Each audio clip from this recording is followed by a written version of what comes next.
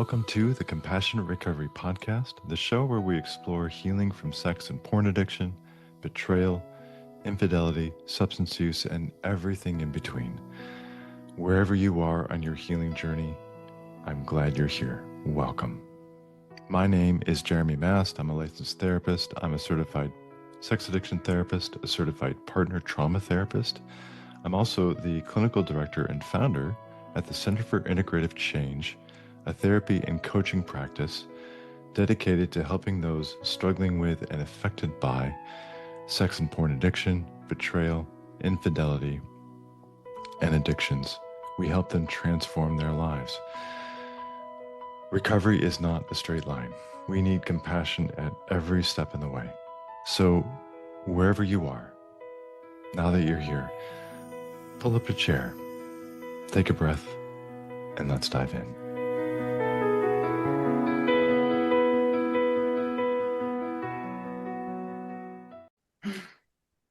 All right. Hello, everyone. Welcome back to the show. I am so glad to be joined by Allison Hochman today. Allie is a licensed marriage and family therapist in California and Oregon, which I just think is awesome. We're so glad to have you both in California and Oregon. She's a clinician at the Center for Integrative Change.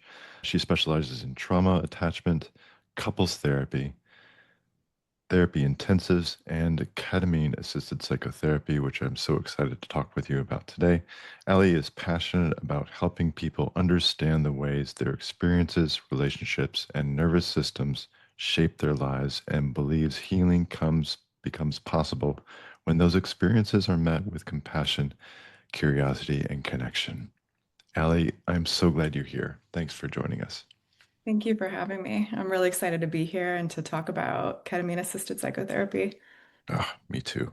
So I want to start in what might be perhaps an unusual place. I want to get into what ketamine-assisted psychotherapy is, how it can help, what that typically looks like. But I also want to first of all address, why are we talking about ketamine-assisted psychotherapy or KAP on a show about infidelity, compulsive sexual behaviors, betrayal, trauma? So I wonder if you could begin by speaking to, just briefly, as much as you need to, what KAP is, but more specifically, how it can help those who have been affected by betrayal, and also how it might help those struggling with addiction or some kind of compulsive sexual behavior. Yeah, definitely. Well, I think so when we have betrayed partners, we tend to have kind of the same symptoms that we do with trauma and PTSD. And there's some immersive research right now, it's emerging, where they're looking at how CAP can actually support with trauma symptoms. And it's trending in a positive direction for that. When it comes to addiction and the addictive behaviors, that's a lot of, it's that compulsive thinking, the thought looping. There is heavy research for ketamine-assisted psychotherapy supporting with OCD. And OCD has a lot of the compulsive behaviors. And so we're really just trying to get in there and break up that thought looping and offering clients a different pathway besides that like default neural network mode. And so that's how I really see CAP supporting in those areas is we have our default neural network mode that is strengthened by that compulsive behavior over time. And a lot of the clients, they've been in therapy for years and they have these tools and these skills. It's just the ability to actually practice and embody them. And the ketamine allows for an opening, just a doorway to be able to shift to that other neural network. Mm, hmm So we're going to get into the specifics on that in just a few minutes, but can you say more about how shifting out of that default mode network can specifically help those who have been traumatized by betrayal? Yeah. So when we see partners with betrayal trauma, there is a lot of thought looping happening. And specifically, I know Jordan did an amazing podcast with you on betrayal trauma. Yeah, that's right. And yeah, and she mentioned a lot of like it feels compulsive, the checking behaviors, right? That hypervigilance. And so I've noticed shifts in clients when they're able to create a pause in that. And the ketamine, it actually creates an opening to where clients can start to experience something different. Now, ketamine, it's a dissociative, so it actually helps a client. They're not as in their body, they're not in their body as much in that moment for the actual medicine dose. And it can be really powerful because the body can take over. So our nervous system will take over and kind of override a lot of things that are happening for us. And so when it comes to trauma, betrayal trauma specifically, and that like thought looping, the body is reacting so severely and going right back to the moment that that betrayal happened with all those triggers. And so, that person, they don't know, that part of them that's reacting that way doesn't know that we're in 2026, right? Mm. And so it's taken right back to the moment that that betrayal actually happened with whatever the trigger was that was introduced in their environment. And it could be something so simple. I know Jordan spoke a lot about that. Highly recommend listening to that podcast for folks who are curious about betrayal trauma more in depth. But so with the ketamine, it offers just like a momentary opening to be able to try something different. Mm. Hmm.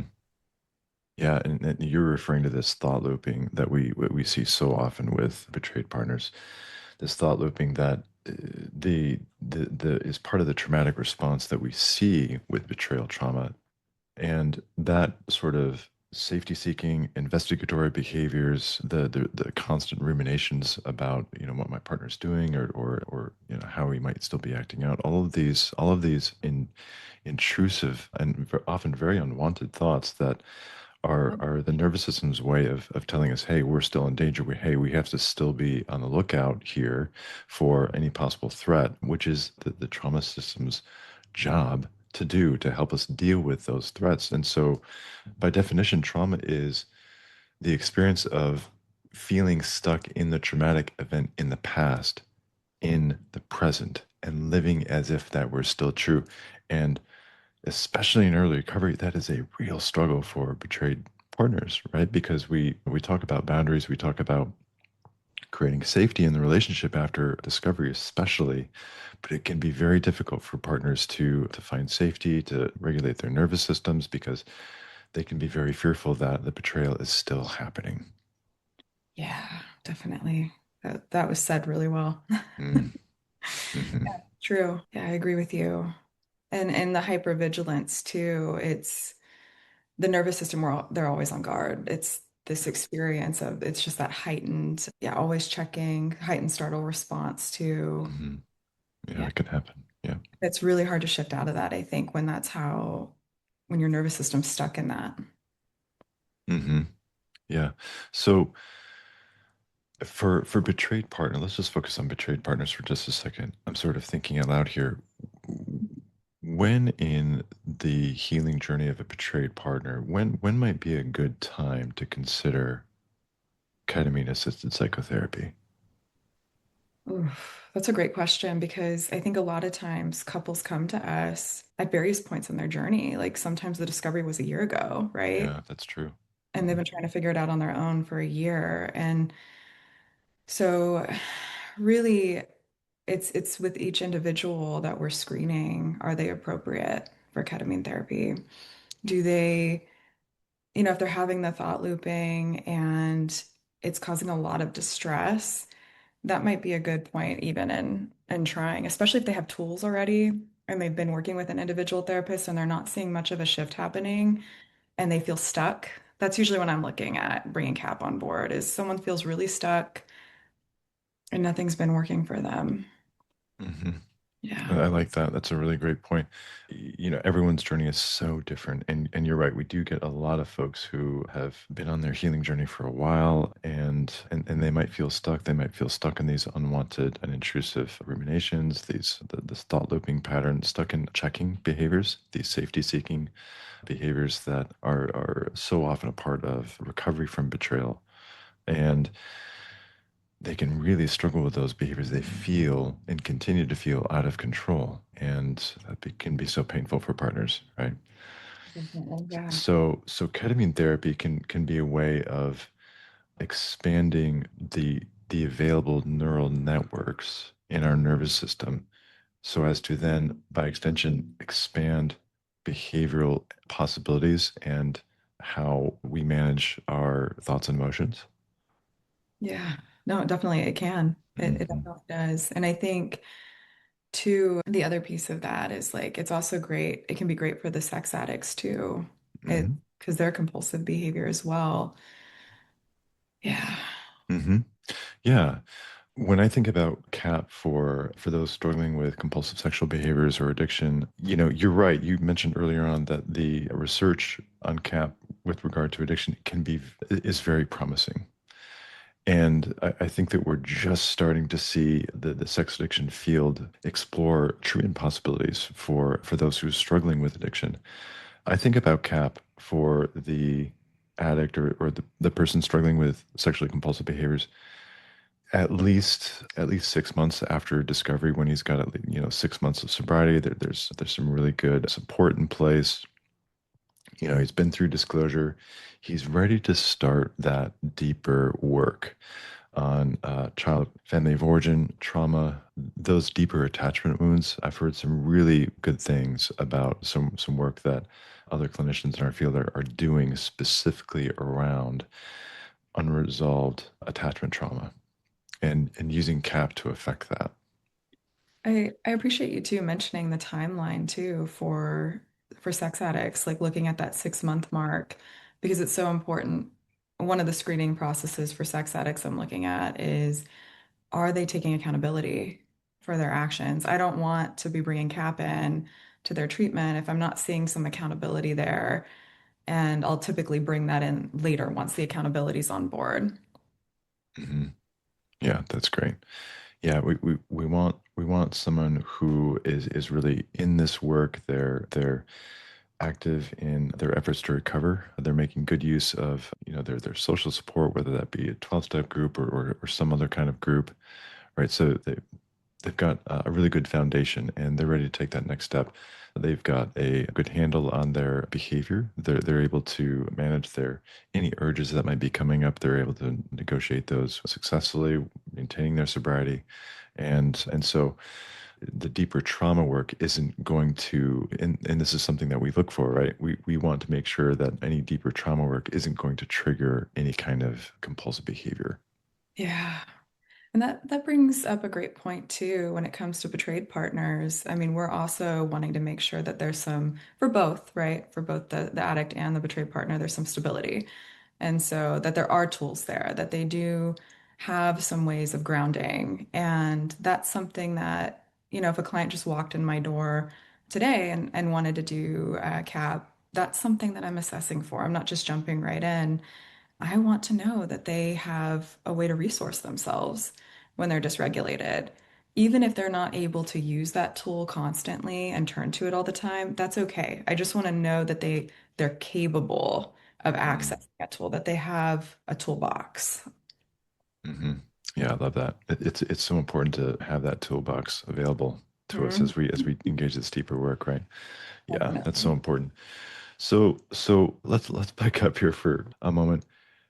Maybe we can explore what exactly is ketamine-assisted psychotherapy and how does it work? Yeah, definitely. So ketamine, it's not a magic quick fix. And I think a lot of people get really excited because they're like, wow, I can take this thing and, my problems are solved. And that's really not where the medicine is. To me, the ketamine itself is a medicine, but it's the integration. It's the process of actually going to therapy. It's doing the work, it's taking the accountability and that relational component, right? And so ketamine is just a tool. It's just another tool and it helps create some plasticity in the brain. And and there's different protocols and ways it can be used. And there's a variety, but I don't want to get ahead of myself there on that one. Yeah, it's primarily used to just help people access things that they've already been working really hard on. Mhm. Yeah. I like that. Yeah, it's so accurate, true to point out that Ketamine is a tool. It's something that can be an aid in the journey and can sometimes accelerate this work. But you're absolutely right. Sometimes people do ask us more about CAP, and they've heard all kinds of good things about it. And so we want to be very clear that it's not a magic bullet, it's not a panacea, and it can be one tool in our toolbox as therapists to help people find the healing that they're seeking our help for. Yeah. hmm So you were talking a bit about how CAP can help us shift out of some default ways of thinking. Mhm. And and I wonder if you could say a little bit more about how that works with CAP. What does that what can you say more about what that means? Yeah, I mean, how microscopic do you want me to get? Because I could go into neurotransmitters and all that. That might be a little too in depth for our audience though right now. If I were boy, that's a great question. If I were new to CAP and I just wanted to know a little bit more about its benefits and how it can help me, what would you say about how it could work? Yeah. So I would ask the client first if they're feeling if there's anywhere that they're stuck. If they're noticing that maybe they've been trying something for a very long time, maybe they have a bunch of tools. A good example is, I get a lot of clients where they've been going to therapy for like 5, even 7 years, right? Like, and they have all these tools. They've learned. I mean, I have clients who've worked with somatic experiencing practitioners, and so they know the nervous system. They get this stuff. The issue is betrayal trauma. It is so invasive and it just really does like it's taxing on the nervous system in a way that it's just so deep. And I think it's really hard to shift out of that. So trauma reaction, it strengthens a neural network over and over and over again. So you're just strengthening that neural pathway, and that becomes the default. I also call that autopilot. So we all have an autopilot where we go to when we're just kind of being a little mindless or not really like conscious. What ketamine does is it just opens up a choice point, which we all have if we are able to, pause, take a breath, right? Like through breath work, you can kind of have a choice point as well, using regulation tools, anything to kind of downshift your nervous system. And so it gives you that opportunity to be able to just see there might be another way. There might be another way to do this. And so this all takes effect usually outside of the ketamine session. This is the integration work afterwards where people are practicing that. So for a new client coming in, if there's an area that they're stuck with, that is where I start and just kind of exploring that. What have you done? What have you tried? What's working, what's not? What do you wish you could do differently instead? And that's where we start. That's kind of the starting point for me to suss out like, have they learned tools? Do they have enough? And where's their nervous system at as they're talking about this as well? Mm. It's a beautiful and very empathetic way of meeting clients where they are when we're starting to talk with them about what CAP is and how it can help them. I love that you talked about how CAP can open up a choice point. We all have these automatic reactions, especially when we're in the midst of dealing with or in coping with traumatic effects, right? How that safety seeking just is so automatic and quick. Those ruminations come without our calling them to mind, right? All of the traumatic symptoms that we discuss and talk about when we think about when we think about trauma. And those can be so quick to come online because that's the nervous system's job. And we've experienced trauma in that way. And thinking about it as a choice point, how we can open up space between whatever stimulus we're experiencing and how we respond to it, opening up a little bit more space there. I've used the analogy before with clients about how CAP can help us shift out of those default neural pathways, especially when trauma is online. I, I liken it to a ski slope, right?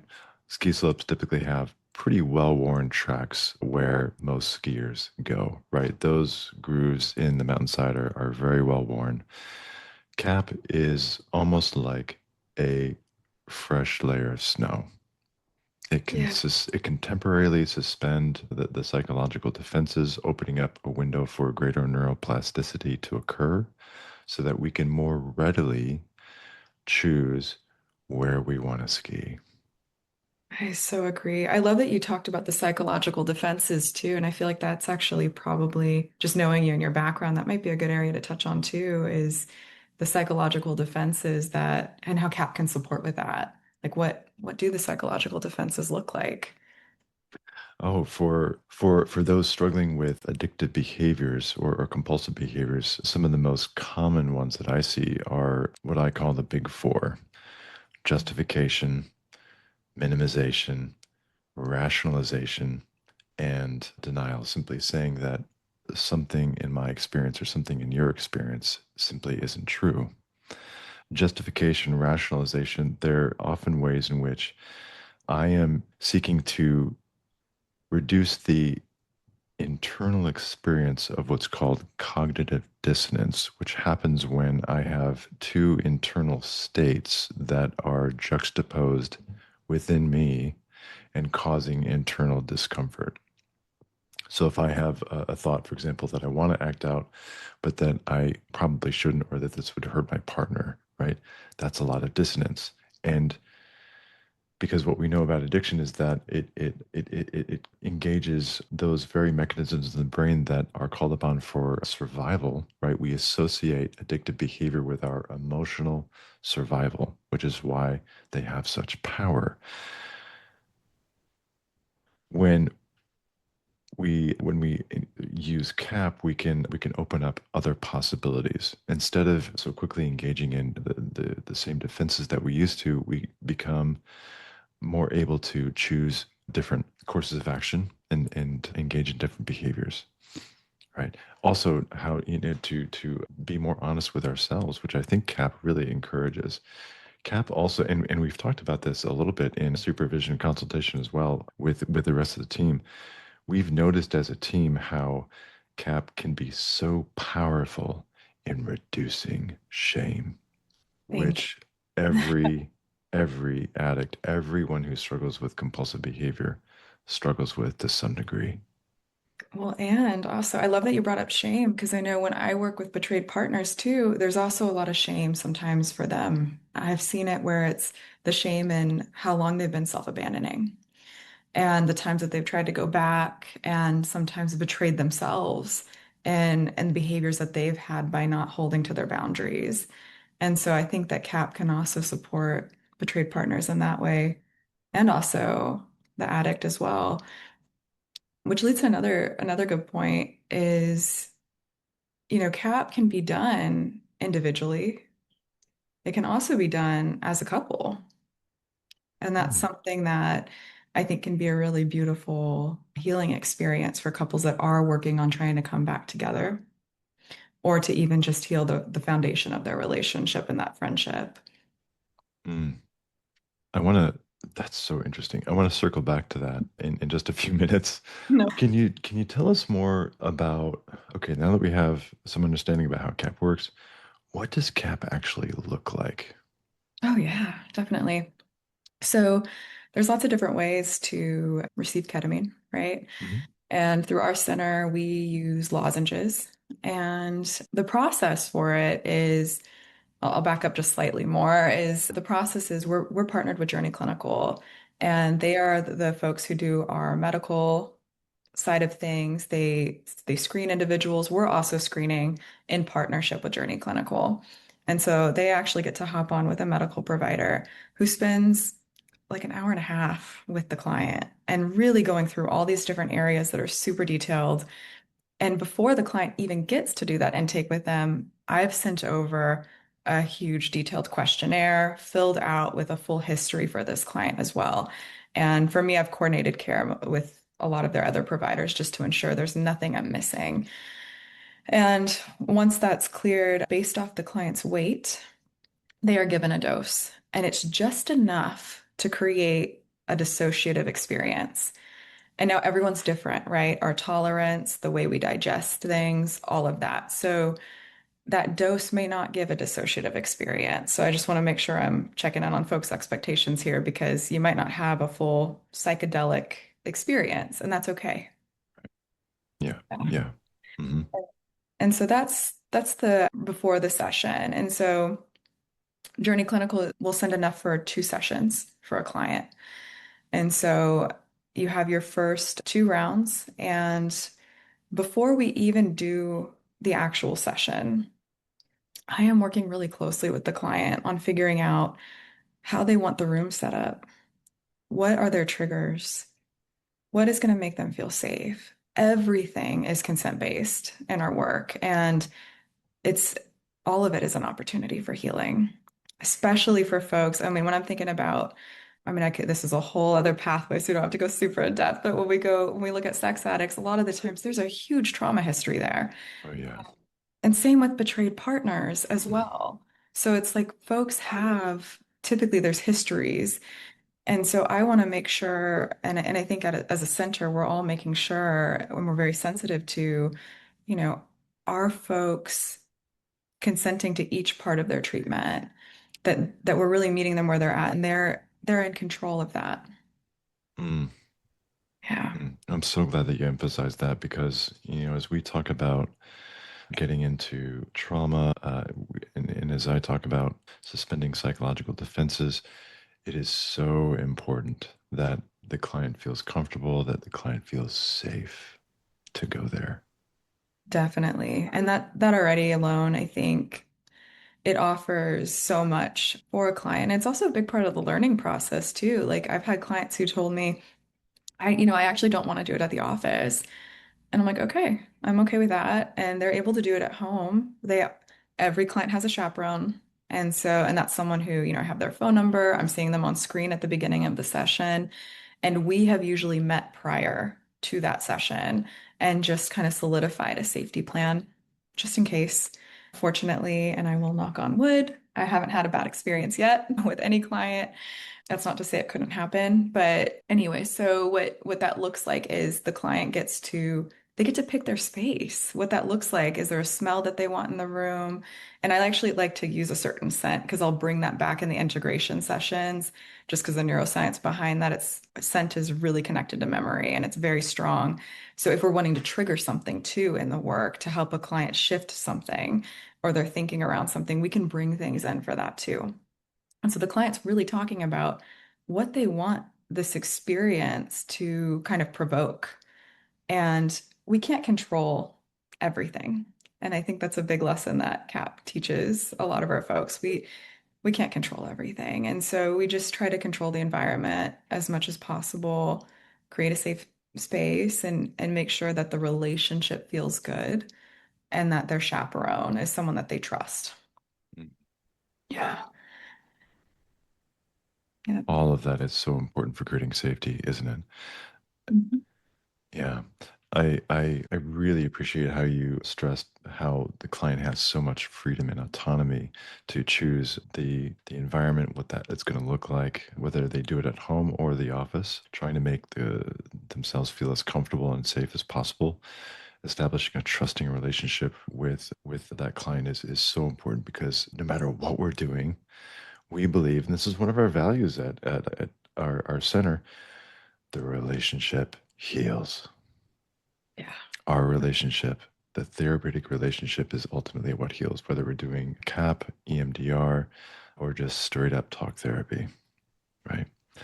And I want to reassure folks, CAP has been very thoroughly researched. That there are some isolated risks, but we go over those in the intake process and the screening process. The screening process is very thorough, so that the chances for any sort of adverse reactions are quite minimal.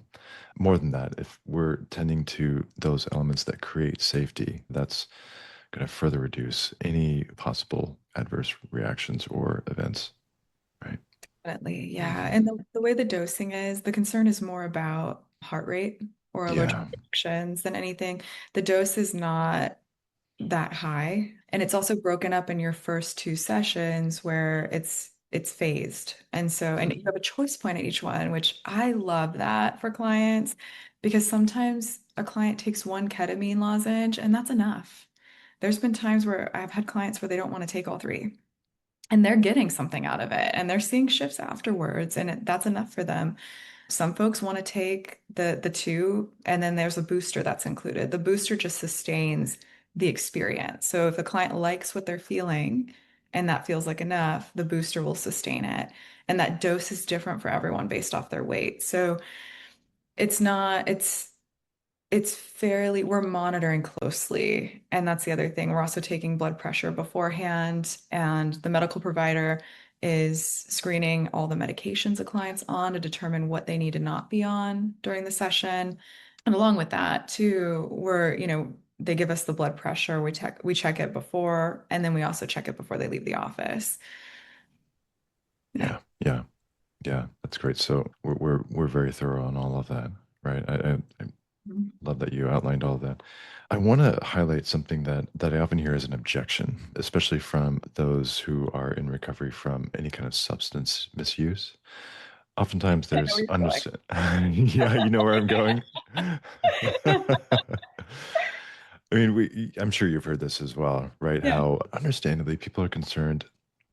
I mean, they've heard stories in the news, I'm concerned about putting a substance in my body. I'm concerned that that's going to somehow violate my sobriety. What would you say to those concerned about that? If someone's concerned it's going to violate their sobriety, that specifically, I mean, I want to explore that with the client first because I don't want to go against their values. If that is a Sure. true value, I would explore that with them. However, if it's about what's like coming up in the news and concerns about that, I mean, the thing is, these folks are taking huge dosages. I mean, I know that there's some that, they were using it in hot tubs and stuff like that. And there's an effect with the steam. They're not checking their blood pressure ahead of time. They're getting it off the street. This isn't coming from a clinic it's tested, it's pure, it's going through medical provider. It's very different. It's regulated. And so it's not, there's people nearby, we're watching. My eyes are on a client the entire session. I'm watching their body to see what's happening somatically for them. Hmm. And Hmm. I'm making a little note so I can check back in after the session. And so I feel very confident in using CAP. However, I do want to talk to a client about any concerns that they have because everyone has different concerns. For parents too, I know I've worked with clients they're adults and parents are their chaperone. And parents have shared concerns with me. And I've walked through things with them. Clients get access. What I love about being partnered with Journey Clinical is clients actually get access to a portal that shows all the research. And so I can give that to a client before they even do the intake, before they even go through the process. I mean, it's totally free. And I tell clients, look, I know that Journey Clinical, just like any business, any medical, in the medical field, they're trying to sell something. And that's okay, right? They put research on there. Look at the research that they're showing and go ahead and use the critical skills that we want all of our clients to use, right? And go check online and just see. And what I'm finding is the research is lining up. What they're putting on their portal, it's lining up. And clients have an opportunity to then go through and see if it's the right fit for them. Because I only want to move forward if they feel that it's the right fit for them too. I'm not trying to Absolutely. convince a client that they need this. It's an option on the table. It's available if you want to try it, just like EMDR is, just like a lot of other modalities are, and it's just a choice for them that they get to consent to if they want. And if not, we don't do it. Exactly. Oh, absolutely. Yeah, we so believe, we strongly believe because client autonomy is associated with better clinical outcomes, right? Mhm. When people have some say in their treatment, lo and behold, those outcomes tend to stick Yeah. versus any kind of treatment that is coercive or more forced, right? So we really believe in helping people learn more about the options available to them. We present some possibilities. We discuss those possibilities. We provide psychoeducation. I love that Journey does that. That is so cool that so many available resources are there, and we help the client make a decision about what's right for them in a collaborative fashion. We do. And I will add too, I think it's so great. If you look up on YouTube, Journey Clinical actually has a page on there for any clients. Maybe we can put a link in the notes, but they show videos of what actual sessions can look like. And they talk about them. They have other people talking about their experience as well. And that's not to sell anyone on CAP. It's more just I always tell clients like go out and look and see if it fits, if it feels like an option for you. If it doesn't, that's okay. There's plenty of other options out there that we can try. Mhm. Fantastic. Yeah, and I will put that link in the show notes. Okay, so we'll be sure to include that in the show notes. Allie, I wonder if you could say a little bit more about, after those first two sessions, you're talking about dosing sessions where the client will actually ingest medicine and then go on that journey, that medicine journey. But then you're also talking about integration sessions. I wonder if you could just clarify a little bit more about what you mean by that. And then after those first two sessions, what does the typical course of ketamine-assisted psychotherapy actually look like? Oh yeah, definitely. So a dosing session is where they're actually taking the medicine. Those are the sessions where, whether that's the office or that's at home, whatever we discuss, the client is in their space and they're actually taking the ketamine and under supervision with the chaperone. And then the integration session is what happens after. And so I like to meet with a client within 24 hours. And that is just because the brain is so plastic then, and clients typically have some things come up for them. Sometimes nothing comes up right away. And just making sure we're checking on those expectations for Yeah. folks. Because some people get really excited and think it's going to be changing everything. Because Hmm. for some people, it does really create huge shifts. And so we're in that integration session, we're looking at, what was the experience like for them? That's usually my first question was like, what was the experience like? Is there anything coming up for you that you want to explore in our time together? And clients have an opportunity to kind of explore some of that. And then I'll bring in after, I hear some of the updates and where they're at, I will actually go over what their goals were or the session or the goals in our work, depending on each client. It's really tailored. Something I love about this approach is, and I think all of our therapy though, is it's really tailored to the client. And so I will go through that with them and then see how do you feel like, are we moving the needle on any of these? Is there something that you still feel stuck in? And so that's the integration. It's a lot more of exploring that and even trying on some tools sometimes. Sometimes I'll take clients, we'll go out in nature for a few and just like do some breath work. We might go and explore or even bring up something that might have been triggering if the client wants to. That's something that they discuss with me and tell me that they wanted to do ahead of time. And we see is it still causing a reaction? And it's amazing for some clients, no, like none Mm. anymore. And sometimes there's a pretty big shift. It depends on what I'm seeing the client for. So that's pretty cool. It's incredible. Yeah. It's incredible. And then the dosing itself. So Journey Clinical has a recommended protocol of, 6 sessions of CAP.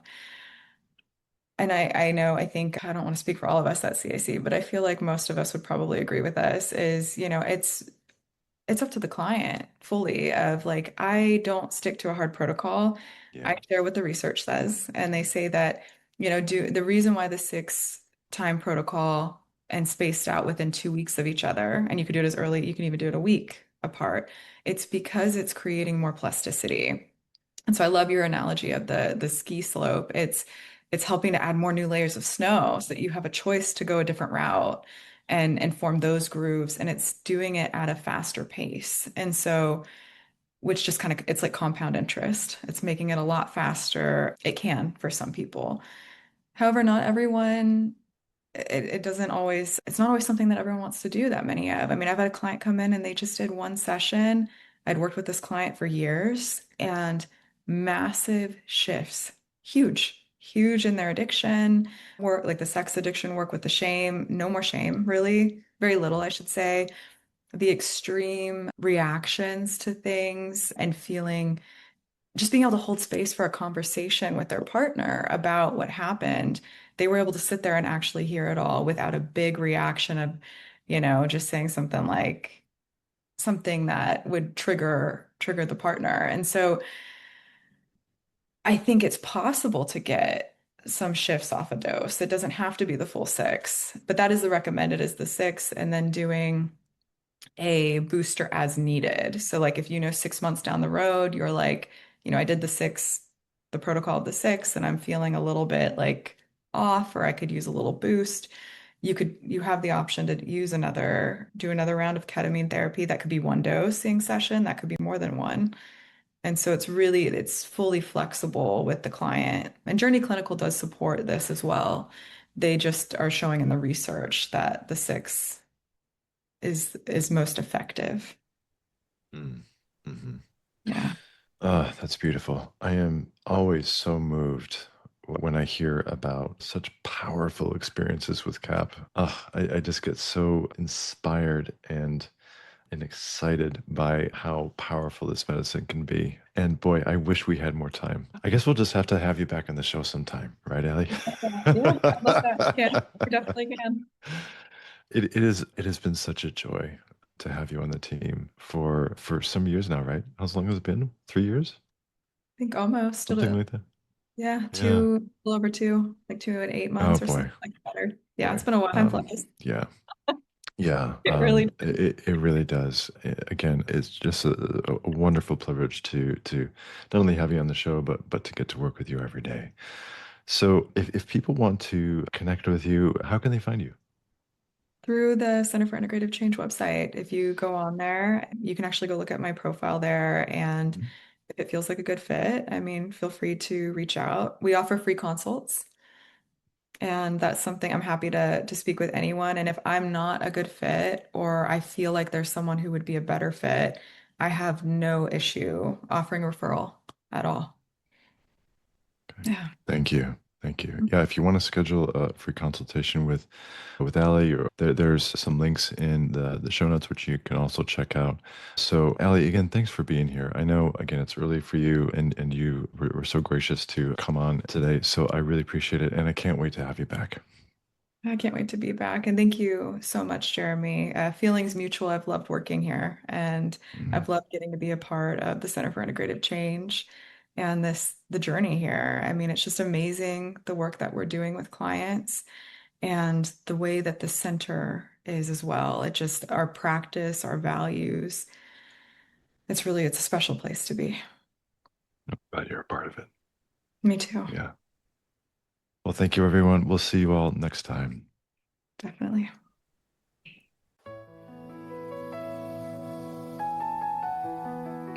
That's a wrap for this episode of the Compassionate Recovery Podcast. Thank you so much for being here. I'm really glad that you chose to spend this time with us. I'm grateful that you're here. If you heard something that resonated with you, please feel free to share this episode with someone who might need to hear it. And be sure to subscribe wherever you listen so that you never miss an episode. To connect with us, please check out cicfreeconsult.com so that you can schedule a free consultation with one of our therapists or coaches. We are standing by here to support you. Wherever you are in your healing journey, we're here to help. Recovery is hard work. You don't have to do it alone. Help is just a free consultation away. So until we see each other again, remember, healing is always possible.